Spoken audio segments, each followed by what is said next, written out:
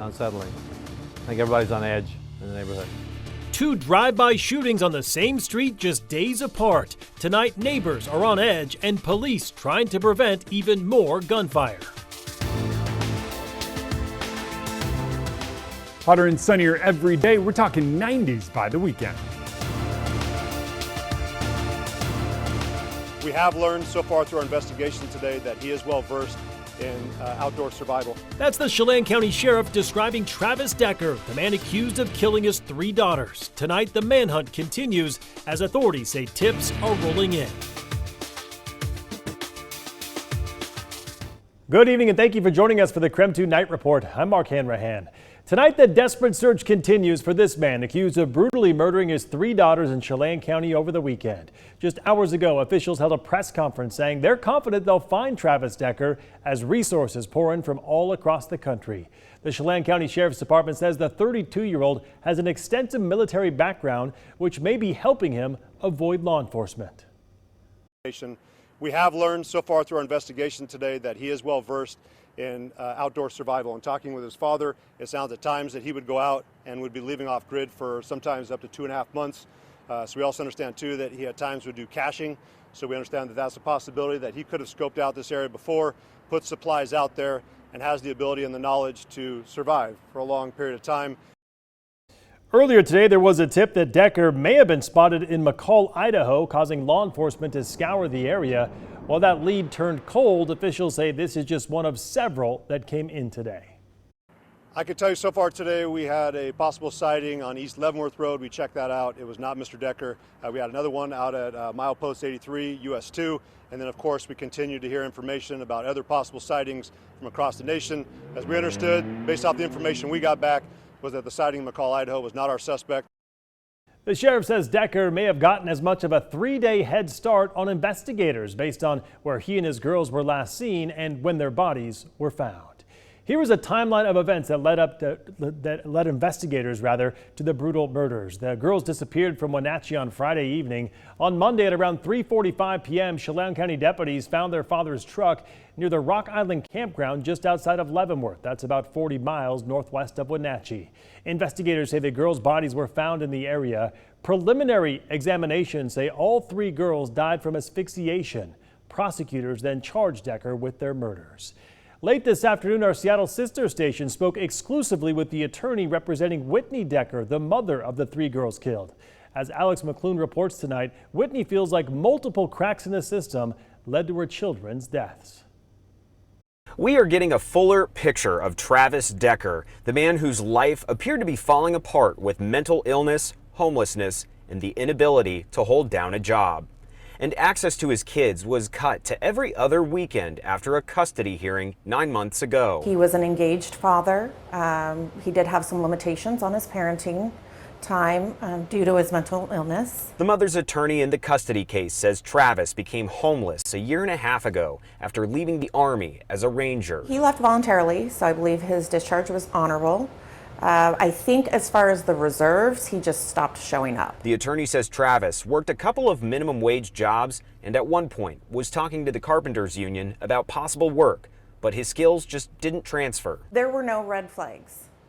He was struggling with isolation. And records show Decker was diagnosed with a serious mental illness. The attorney says that was most likely related to his combat and that Decker tried and tried to get help, but there was too much red tape to get veteran services. She really feels that the system let her children down. It was the inadequacies in the services for our veterans that killed those children. That's it. The attorney and the mom are also raising concerns about the state's Amber Alert system. Law enforcement officials say they did not see Decker as an immediate danger to his own children, so no Amber Alert was sent out. The attorney says the mother thinks that was a deadly mistake. They did not see him as an immediate physical danger to his children, despite the fact that he had a well-established history of mental health issues. And had they had seen it that way, those children might still be alive. And that's the thing that is so brutal. And the one thing she's really hoping can be changed in this tragedy. Close to 8 agencies are working together to search for Decker at this very moment, including the Spokane County Sheriff's Office. Today, the department announced that they sent 2 helicopters from Spokane Valley with thermal imaging cameras to help search the area where the bodies of the 3 girls were found. Spokane Valley Police Chief Dave Ellis says they'll keep their choppers over there for as long as it takes. You know, this is probably one of the most heinous crimes you'll ever see, right? This is the murder of 3 young female daughters. And this is one that, you know, we want to be able to do everything we can to assist, try and bring some closure to that family and bring justice as well. According to court documents from Wenatchee PD, Decker's cell phone records show that he traveled to the area where the bodies were found the night before he picked up his daughters on May 30th. For anyone who might know anything about Travis Decker's whereabouts, you're asked to call that tip line right there at the bottom of your screen. For the latest information on this case, just head to our website or tune into Up with KREM starting tomorrow morning at 5 a.m. Tonight, Spokane police are keeping a closer eye on a city street that officers and neighbors say is attracting the wrong crowd. Officers recently responded to 2 drive-by shootings in the area, prompting them to take extra steps to keep neighbors safe. KREM 2's Connor McAvoy tells us what those are. I'm standing here on Cortland Avenue where Spokane police officers say 2 drive-by shootings happened less than a week apart from each other. In a response, officers say there's going to be a lot more patrolling of this street as well as installing a security camera. It's a quiet day along Cortland Avenue, but neighbors like Rick York say at night that isn't always the case. That's after a drive-by shooting he says woke him up early Sunday morning. 40 or 50 shots fired out. Nobody knows exactly why. Police still don't. That shooting comes just days after another one on the same road happened on May 26th. In both incidents, nobody was hurt. Officers remain tight-lipped on details of both incidents. Right now, they're only saying it's unclear if both are connected and no arrests have been made. It's a sad situation here because Spokane's a great place to live. The shootings have Spokane police rethinking how they keep tabs on the neighborhood. It just kind of draws folks based on its location. So the reason that's why we're trying to close down that activity as best we can. So that was a reason for this enforcement at this time.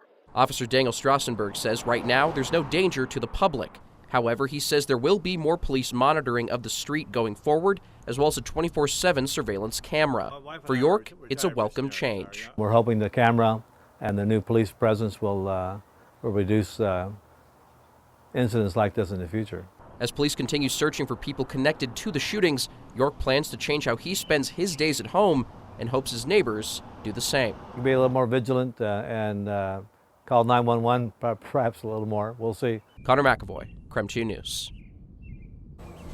All right, taking a break from the headlines. Temperatures are climbing and it's setting up to be a sunny and hot weekend. Let's get outside right now to meteorologist Jeremy the Goo. Jeremy, we just continue this slow warm up all week. Yeah, it's one of those ones where we are just going to keep climbing. It's slow, but every single day adds up to something big. We still sit at 68 degrees right now. A rather warm one thanks to a little bit of cloud cover that slid overhead. Still have some high clouds in parts of Washington, but really things are calming down thanks to losing daytime heating. Kind of incredible the way that works. We've had a lot of diurnal activity. Sun comes up, we fuel some clouds, maybe a couple stray showers, and then another wave moves in. Here's our ridge of high pressure, and here's a little storm spinning off it. That storm is interesting. We're going to talk it in the full forecast, but for now, tomorrow morning, you wake up to temps right around 50. Tomorrow afternoon, right around 80. It's about a 30-degree jump from morning to afternoon. It is a warm one tomorrow. We're back in the 80s, mid-80s on Friday, with a few more clouds. We'll talk why in your full forecast, and we'll also talk highs near 90 this weekend. All right, sounds good, Jeremy. Thank you very much. A major voice for orcas gone. Why a top federal scientist walked away from NOAA and what she fears could happen next to Puget Sound's most endangered whales. Plus, a major agriculture community in eastern Washington bracing for deportation impacts. We break down the numbers coming up next.